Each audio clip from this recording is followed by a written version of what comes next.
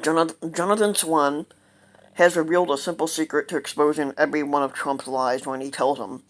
Basically, you follow it up with follow-up questions. Basically, basic ones. Jonathan Swan, a reporter for Axios, has revealed the magic words that expose the fake President Donald Trump's lies for what they are. What, how, and no. In an interview, okay, who, what, how, and no. In an interview that aired Monday night on Axios and HBO, Swan demolished some of Trump's most dishonest talking points with a powerful tactic that has rarely been used by the people Trump has allowed to interview him.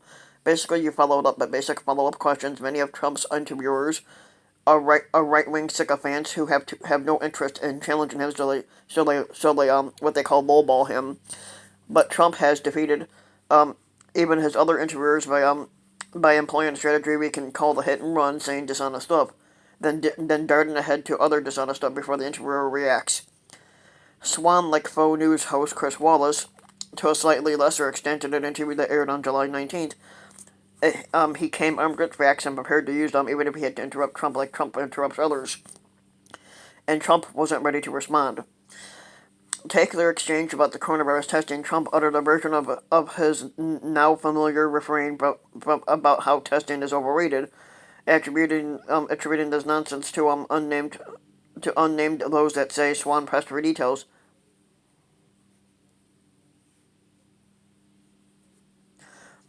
Cheeto claims, there are those that say you can test too much. You do know that. Swan responded with, "Who says that?" Then Trump goes on to say, "Oh, just read the manuals, read the books." Swan says manuals, what manuals, and then Trump repeats the phrase, read the books, and then Swan responded back with, "What books?" And Trump couldn't say shit, really. And then Trump moved on without offering an answer. While Swan couldn't get the president to concede couldn't get the fake president to concede that he was making up these manuals and books, he exposed him nonetheless. Swan had similar success when Trump returned to his laughably inaccurate claim that the virus is under control, which he has now been making for more than 6 months. Trump says right now, "I think it's under control. I'll tell you that." Swan says how when 1,000 people are dying a day.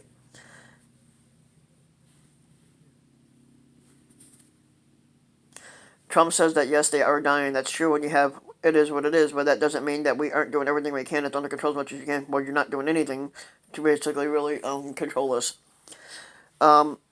Again, Trump didn't explicitly surrender, but Swan's basic follow-up, a how, and a single key statistic forced Trump into a de facto surrender. It's under control as much as you can control it. In another revealing remark, it is what it is. Like he doesn't give a shit. We already knew he didn't. Other false claims that had been made by Cheeto, too, and this wasn't talked about in the interview, at least that I know of.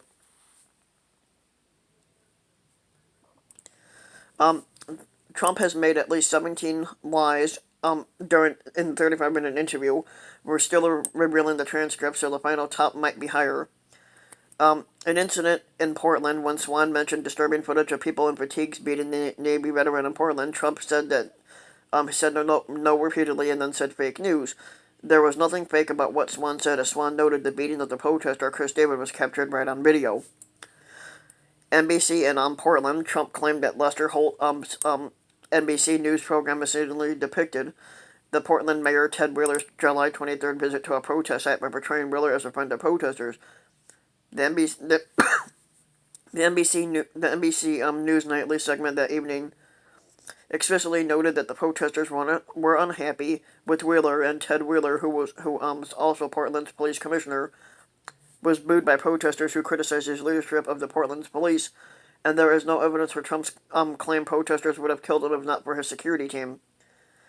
The Portland courthouse, Trump claimed that the federal courthouse in Portland, which has endured damage from some of the protesters in the city, is a $600 million building. The courthouse did not cost $600 million. The courthouse cost a reported $129 million to build in the 1990s, even with inflation. That is roughly $200 million in today's money. But Trump claimed it last week that it was $1 billion building. Penalties for courthouse damage. Trump claimed we now have a 10-year rule that if you try and knock down our courthouse, you touch our courthouse, you go to jail for 10 years. There is no such rule that anyone who touches or damages the courthouse goes to jail for 10 years. This is the maximum penalty a judge can choose to impose under a decades-old federal law for destroying federal property in June.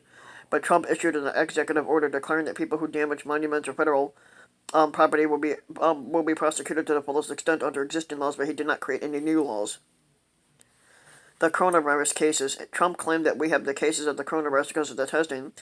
Testing does not create cases, it just reveals their existence, and in fact, testing is a pandemic fighting tool that is supposed to help reduce the number of actual cases. South Korea's death toll. Trump has cast doubt on Swan's correct statement that South Korea has 300 deaths from the coronavirus, saying you don't know that. When Swan pressed him on whether he thinks South Korea is faking its statistics, Trump said, I won't get into that because I have a very good relationship with the country, but you don't know that. South Korea had precisely 301 confirmed deaths as of Tuesday, but there is no basis to claim that the country is faking its data.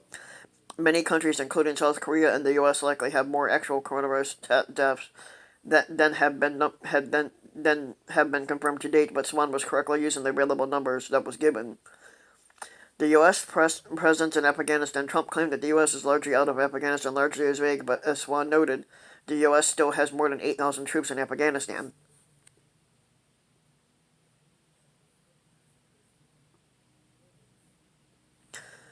The number of troops in Afghanistan. Trump told Swan, "You're wrong for saying that the current number of troops in Afghanistan is the same as the number when Trump took office." But Swan was right. Trump's 2016 margin. Trump claimed that he beat Hillary Clinton 306 to 223 in the Electoral College in 2016. Technically, Clinton had earned 232 electoral votes. We know this is a small thing, but Trump has said 223 12 times since July 19th. The mail-in voting. Trump claimed we have new phenomenon. It's called mail-in voting. As Swan noted, Americans have voted by mail all the way back, dating to the Civil War. But Trump clarified that he was saying mail-in voting is now going to be used more than it has before, which is fair, but that doesn't make it new.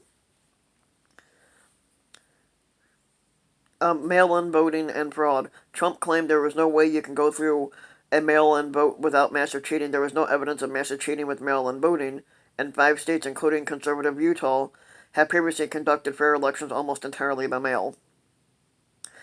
Absentee voting. Trump again argued that absentee voting is fair, but other mail-in voting is not. There is no real difference, and many states like Florida, where Trump himself votes by mail, makes no distinction at all between people who vote by mail while the in-state or while out-of-state.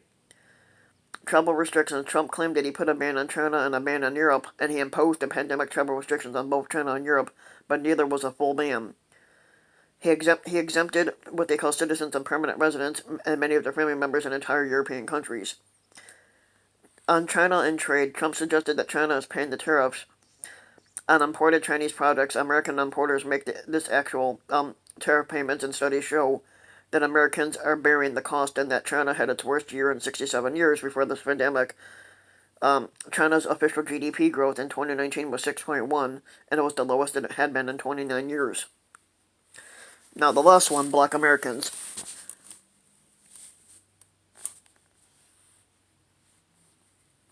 Now, Trump claims that he has done more for the black community than anybody with the possible exception of Abraham Lincoln.